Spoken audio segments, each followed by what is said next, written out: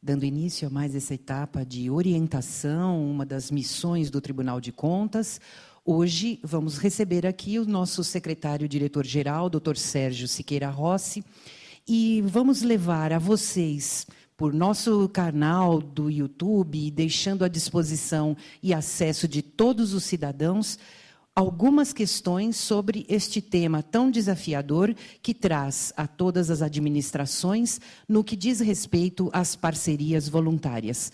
É um novo marco regulatório das organizações da sociedade civil, vindo com a edição da Lei 13.019, nascida em julho do ano passado, e que estamos na expectativa de um decreto regulamentador para os próximos dias. Por isso mesmo, não podíamos deixar de registrar a opinião técnica sobre as principais questões que envolvem este tema. Você poderá acessar a este vídeo e a outros que estão disponíveis em nossa página do YouTube. Vamos começar essa entrevista agradecendo, primeiramente, a presidência desta casa, a presidência do Tribunal de Contas do Estado de São Paulo, por ter autorizado este formato, e a presença conosco aqui no Auditório Nobre da Casa do secretário-diretor-geral, Dr. Sérgio Siqueira Rossi. Doutor, além da honra de tê-lo conosco, esta é uma iniciativa em que pretendemos, em poucas perguntas, trazer o entendimento técnico, os lastros que levam às legislações mais desafiadoras para a administração, para que a gente possa orientar os jurisdicionados e também os cidadãos conhecerem cada vez mais o trabalho de fiscalização e orientação do Tribunal de Contas. Por isso, gostaria, em relação à Lei 13.019, que o senhor pudesse nos dizer algumas coisas sobre a finalidade desta lei, por que ela foi editada e qual a sua importância. Aos que nos veem e nos ouvem, a minha saudação, meu respeito, minha consideração, e especialmente a iniciativa da Escola de Contas, do Tribunal de Contas, da qual me orgulho de ter, de alguma forma, participado pelo dinamismo que tem emprestado às iniciativas de importância desta casa, como é, nesse momento, de levar aos nossos jurisdicionados, e por que não dizer, aos nossos técnicos, as primeiras impressões sobre a Lei 13.019 de 2014. É desnecessário dizer que a matéria é controversa, é extremamente delicada. Não creio que ela tenha um paradigma que se possa dizer que será definitivo em relação ao trato de matéria tão relevante, mas me orgulho, e quando me orgulho por fazer parte do Tribunal de Contas, por uma única e simples razão. Essa lei é de 2014, com vigência prorrogada por mais de um ano, ou seja, teremos a efetiva vigência para o próximo dia 27 deste mês, mas o tribunal se debruçou sobre essa lei por mais de 12 meses. Foram muitas idas e vindas do processo correspondente, de alterações, de dúvidas que nós próprios tivemos e que continuamos tendo, e que certamente não foram solvidas com a formulação das instruções que deverão ser brevemente aprovadas, num feito inédito, certamente pioneiro, de o Tribunal de Contas conseguir fazer vigorar as suas instruções no mesmo momento em que a lei reguladora passará a viger. É com muita alegria, portanto, que eu estou aqui hoje, e, evidentemente, esta opinião é uma opinião prematura, desprovida do necessário fundamento, e, de uma certa forma, quero com ela compartilhar com a sua pessoa, com a sua postura, já que me vejo numa situação bastante particular, de estar sendo entrevistada por alguém que sabe mais do que eu nessa matéria e que certamente muito mais poderia ensinar. Isso, doutor. O senhor poderia trazer para nós essas duas novas formas de ajuste, sabendo que a intenção da legislação foi substituir os tradicionais convênios estes firmados até então entre o primeiro e o terceiro setor, mas o que pretende a nova lei é trazer novas formas eu não diria em substituição, mas para deixar, sim, que os convênios se restringissem aos entes da federação, as prefeituras e as secretarias, as prefeituras e os ministérios, e assim por diante. E trazer essas duas novas formas, que espero que o senhor possa nos dizer sobre elas. Silvana, você está me permitindo, e aí eu peço permissão, mesmo que eu esteja na redundância, de fazer uma rápida digressão sobre o que se passou com a Lei 13.019. Eu não acho que a grande vantagem da lei, o grande diferencial da lei, seja o termo de fomento ou seja o termo de colaboração, que são os dois novos instrumentos que viriam substituir ou vieram substituir os convênios. Você participou ativamente disso, e nós temos ainda severas dúvidas sobre a extinção dos convênios, né, em relação ao poder público e às entidades privadas de prestação de serviços de saúde, em função da regra do artigo 199 da Constituição, mas, de qualquer forma, a lei, nesse momento, está limitando o convênio para órgãos da administração pública no geral. A união com o Estado com o município, a união com os municípios. Mas não me parece que seja essa a grande razão. Primeiro, porque um deles é onde a administração tem o interesse em ver atendido pela iniciativa privada um trabalho que seja de sua necessidade. E o outro é a sugestão que o privado faz à administração pública no sentido de implementar uma nova iniciativa. Mas é preciso que se saiba, que se vote para saber o porquê da existência da Lei 13.019. Não há ainda, com clareza, evidentemente, quando digo isso, para aqueles que não acompanham mais de perto, quais são essas razões. Mas, evidentemente, aqueles que estão mais próximos, e aí eu posso dizer que o Tribunal de Contas do Estado está muito próximo disso, isso deveu-se a uma comissão parlamentar de inquérito à vida no Congresso Nacional. Dados os inúmeros desmandos que se verificavam na relação de repasses de recursos públicos ao terceiro setor. Porque, não fora isso, não haveria nenhuma razão para que a lei das parcerias fosse simplesmente alterada em pontos principais, e nós teríamos, evidentemente, em vigor a lei que já conhecíamos e já estava em uso por toda a administração.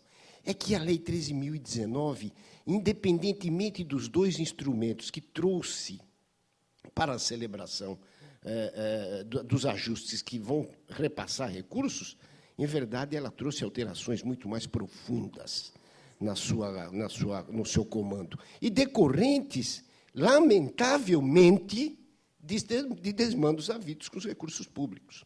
Aqui, havemos de ter muito cuidado com as nossas afirmações, porque não se pode absolutamente generalizar o que se passou na relação com o terceiro setor.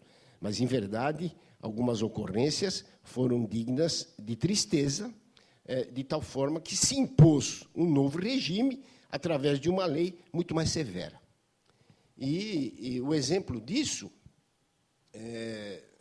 se faz com a necessidade de lembrar hoje que o Estado não poderá permanecer na situação de conforto que viveu até bem pouco, onde entendia que a mera transferência dos recursos públicos o desonerava de qualquer outra responsabilidade.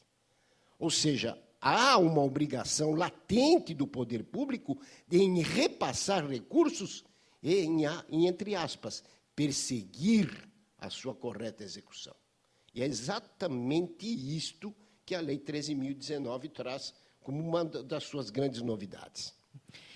O senhor nos faz ver, nessa digressão, como colocou, que, se bem aplicado o recurso, se bem monitorado, se bem avaliado, até dispensaria um novo regramento, até mesmo com o artigo 16 da 4.320, um simples repasse de subvenção, se calculado por unidades de serviço, e o administrador preocupando-se com este repasse e o que seria feito dele logo depois, a gente até poderia continuar com toda a legislação, seja de 64, de 67, nosso famoso Decreto-Lei 200, e assim por diante. Percebemos que a modernidade trazer novas formas, é como, de certa forma, um apelo, não sei se o doutor concorda, para que estejam algumas especificidades das organizações não governamentais reconhecidas, que são os outros pontos que nós vamos falar, e o principal deles eu traria agora até para o senhor.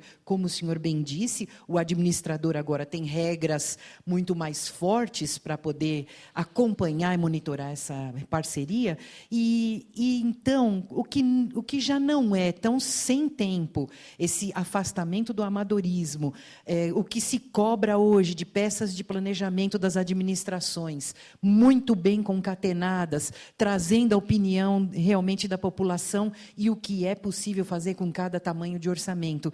O que o senhor pode também nos dizer, o que podemos registrar nesse vídeo sobre o planejamento dessas parcerias? As novidades são imensas, né? E aí você toca num ponto fundamental.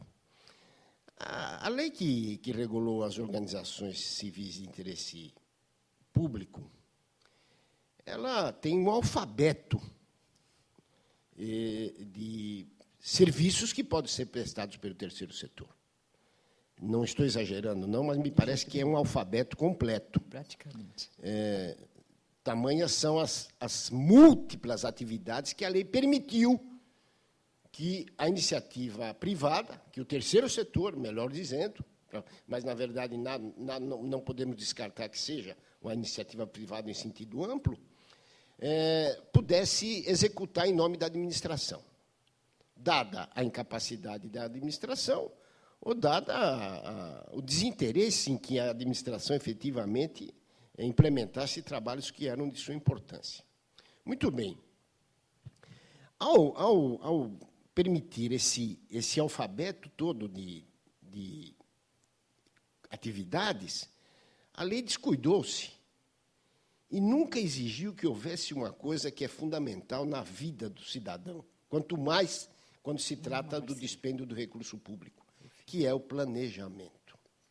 O planejamento é exatamente aquilo que vai determinar exatamente a forma pela qual nós vamos pretender atender os melhores resultados com a aplicação do dinheiro público.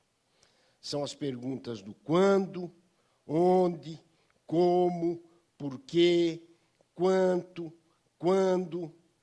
Razões suficientes para que, respondendo a estas perguntas, eu possa efetivamente ter uma ação muito bem planejada. Por que o Estado quer determinada implementação? Porque ele necessita de atender determinada área. Como ele fará? Qual é o processo que ele fará? Quando eu pergunto qual é o processo que ele fará, eu começo a me perguntar qual é o plano de trabalho que será executado.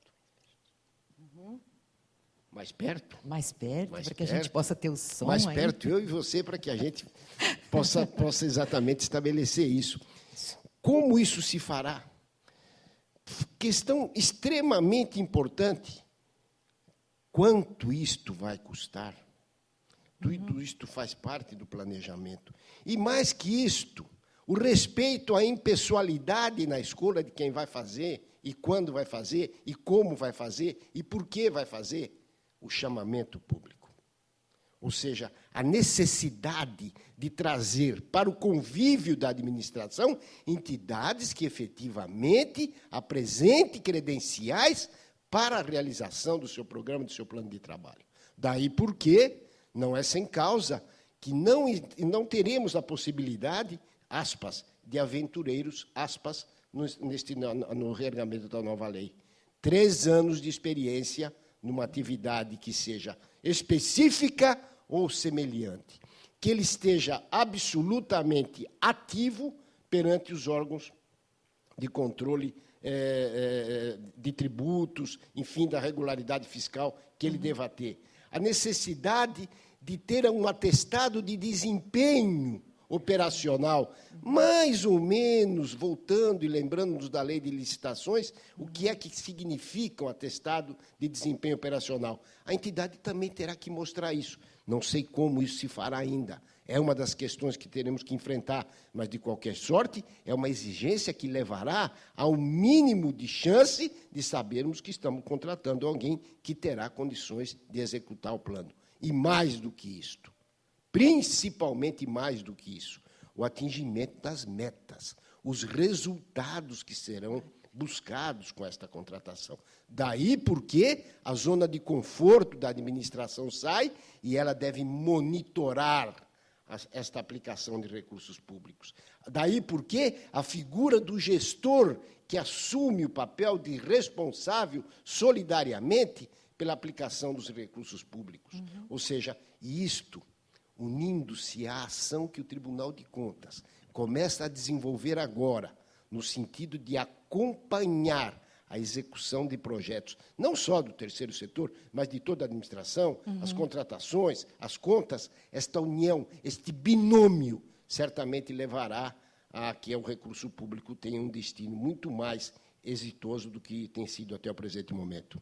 Então, o senhor nos permitiria deixar uma dica para o jurisdicionado e para as entidades que pretendem apresentar suas propostas, seja quando vão participar de um edital de chamamento para um termo de colaboração, que é aquele que parte da própria administração. Ela faz o edital de chamamento, tem a política pública que quer ver a parceria aparecer, competir, vai celebrar com ela um termo de colaboração. Ou, quando for o termo de fomento, que a própria entidade preparar uma proposta, apresentar para o poder, ainda de uma política pública talvez não desenvolvida. Então, nessas duas novas formas de ajuste, eu vou pedir sua licença, utilizando essas tão importantes questões que o senhor colocou, e deixar uma dica: aquele que vai trabalhar preparando um plano de trabalho, busque no Google, faça a sua pesquisa. Há uma técnica que vem de fora e que a gente traduz muito bem aqui para o português, como disse o doutor Sérgio, o que, quando, como. Está lá no Google a técnica do 5W2H. A gente já traduziu direto aqui para o português, que é o que nos interessa. Mas são as clássicas perguntas, when, why e assim por diante. Não vamos nos aventurar aqui a ficar falando inglês. Mas isso é que nos ajuda realmente. Qual é o verdadeiro objetivo dessa parceria? Em quanto tempo ela tem que se desenvolver? Quais os custos que estão envolvidos? Como o senhor bem desenvolveu em sua fala, não vamos nos tornar repetitivos, mas hoje as entidades precisam saber que todo o custo do pessoal envolvido, porque, é claro, não, doutor Sérgio, essas parcerias, o que mais se utiliza para realizar um serviço são as pessoas, são os recursos humanos. Então, esses custos, inclusive de encargos, e inclusive pensando nas rescisões, tudo que decorre de uma contratação de pessoal, todos esses custos envolvidos tem que constar do plano de trabalho, e essa nova legislação traz uma força para isso, a permitir que esses custos sejam efetivamente previstos, para que com eles se diga também qual é o verdadeiro objetivo e as metas que poderão ser alcançadas, não é? Não, você tem inteira razão, e a lei de responsabilidade fiscal não pode ser esquecida nisso. Com certeza. O entendimento que vai se fazer absolutamente necessário é que haja um diálogo permanente entre o concessor e o concessionário dos recursos, que o plano de trabalho não seja alguma coisa que seja colocada na mesa do administrador e mereça a sua aprovação sem que haja discussão. Tocou num ponto muito importante, os gastos indiretos desses recursos públicos, porque vamos lembrar que, quando se repassa o recurso para a entidade, se repassa um recurso que é um pacote de dinheiro que serve fundamentalmente para o implemento de uma atividade de governança, de política pública, de gestão, de atendimento, seja na área da saúde, da educação, da ciência social, enfim, em todas as carências que a administração tem. Mas é necessário que se saiba que, nesse pacote, já estão incluídos os gastos necessários à manutenção. Aquilo que nós chamamos, costumeiramente, na contabilidade ou na lei de responsabilidade fiscal, do custeio. Ou seja, o limite de 15% para que desse pacote de dinheiro não se ultrapasse desses gastos, onde o contabilista, o assessor jurídico, os salários, essa é uma matéria extremamente delicada, já que existem entidades desenvolvendo ao mesmo tempo 2 ou 3 projetos, é necessário que se saiba qual o vínculo trabalhista, se é na carteira de trabalho, se é uma contratação autônoma, de que forma isso está ocorrendo, afastar-se definitivamente a taxa de administração, que, na verdade, era uma coisa absolutamente sem nenhum sentido no contexto do que significa o repasse do recurso público. E a lei, também, de sua parte, vai trazendo os aspectos de generosidade, porque vai emprestar às prestações de contas de valor inferior a R$600 mil, um tratamento que, penso eu, o tribunal vai inaugurar com alguma condescendência, já que se sabe que, em algumas situações, em algumas entidades, em alguns municípios, as dificuldades da estrutura administrativa é carente, difícil de entender exatamente a complexidade da lei. Vamos ter que ter atenção especial com as inexigibilidades, porque há situações em que uma única entidade estará em condições de atender às necessidades da sociedade. Exemplo, uma Santa Casa. Todos sabem que uma Santa Casa, num pequeno município, é um instrumento de valiosa e extrema importância para o cidadão. De tal forma que eu acredito que vamos amadurecer, as instruções do tribunal não são definitivas, não gostaria de ouvir daqueles que são os nossos jurisdicionados as críticas pela exigência que estamos fazendo, pela quantidade de exigências. Quero lembrar que, na área estadual, tão logo concluído a fase 4 do sistema UDESP, teremos uma amenização razoável da documentação necessária. Já temos programado para um ano e meio, a possibilidade de que as prestações de contas sejam feitas de forma eletrônica, ou seja, o Tribunal de Contas, na matéria de parceria, está se mostrando um parceiro extremamente importante. O senhor trouxe, de fato, todas aquelas principais angústias. A gente sabe que o jurisdicionado está preocupado com o novo formato da prestação de contas, a legislação fala mesmo numa prestação de contas eletrônica. É importante que a gente já deixe esclarecido que o tribunal vai trabalhar realmente nesse reforço dos recursos de informática para que possamos oferecer, no momento à frente, a possibilidade de o jurisdicionado receber sua prestação de contas das entidades com quem tem a parceria, para que elas mesmas possam, logo, logo, preencher um sistema que a administração faça o acompanhamento e o tribunal possa exercer o controle externo. Eu creio que, para este momento, doutor, o senhor explorou conosco os principais pontos. Esta é apenas a primeira edição, o primeiro desafio. Daqui a alguns dias teremos o decreto. Eu quero deixar desde já o convite para que possamos voltar a esse mesmo local e falar de mais alguns pontos. Cada vez mais vamos explorando para que, quando tivermos 2, 3, 4 edições, enfim, possamos contar até com a participação de outros técnicos também, se isso for útil para o momento, e a gente possa, inclusive, dividir nossos vídeos, dizer esses são os pontos iniciais, depois falarmos de prestação de contas, falarmos do monitoramento e avaliação. Muitas perguntas têm chegado para a gente sobre a formação, como essas comissões podem se formar, se uma comissão de seleção de um projeto pode ser a mesma que já seleciona os editais comuns da administração. O senhor acha que alguma coisa é possível falar sobre isso? Podem ser os mesmos profissionais que hoje já selecionam os demais editais da administração? Eu estava querendo fazer segredo de algumas coisas que o Tribunal de Contas vai lançar em função dessa nova lei, em função das suas novas instruções. Mas eu não posso, nesse momento, me furtar a dizer que o Tribunal de Contas já está trabalhando, como tem sido com todas as matérias que são inéditas, a Lei 13.019, com as suas novidades, tem muito de ineditismo. Vamos preparar uma cartilha também, autoexplicativa, exatamente pelas facilidades e dificuldades que a lei oferece. Evidentemente que estamos na expectativa do tal decreto regulamentador. Sabemos das dificuldades que virão aí, porque há um dispositivo na lei que permite que os municípios regulamentem suas prestações de contas. Eu fico imaginando exatamente o que significará a nós, do Tribunal de Contas, a lida com mais de 644 contas, regulamentos ou decretos, ou seja, dificuldades imensas. Mas o Tribunal de Contas assumiu, e não vai, de forma nenhuma, divorciar-se dessa política, que é a política da pedagogia, do ensinamento. Nós reiteramos aqui uma bandeira que o tribunal carrega com muita honra e com muito orgulho, que é de estar pelo Estado inteiro, já há 19 anos, tratando das questões que são do interesse da administração. E não será diferente com a Lei 13.019. Onde formos chamados para falar, os nossos técnicos estarão presentes. O tribunal estará presente sempre para que a lei efetivamente cumpra o seu papel social. É isso que eu tinha a dizer a vocês. Muito obrigado pela paciência e plagiando, né, pela audiência. Eu também quero agradecer ao senhor e deixar realmente esse registro. Assistam a estes vídeos. Esta será uma prática, lógico, ainda estamos artesanalmente, não é, doutor? Estamos iniciando, muitas falhas podem ocorrer, a gente quer realmente a sua opinião.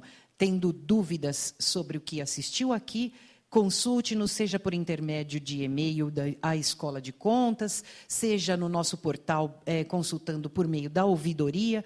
O que o tribunal deseja é cumprir a sua missão constitucional de fiscalização, de exercício do controle externo, mas, acompanhando tudo isso, estar próximo do jurisdicionado, de forma a orientar para que a melhor administração ocorra, a otimização dos recursos públicos e a excelência dos serviços prestados será sempre a nossa meta também.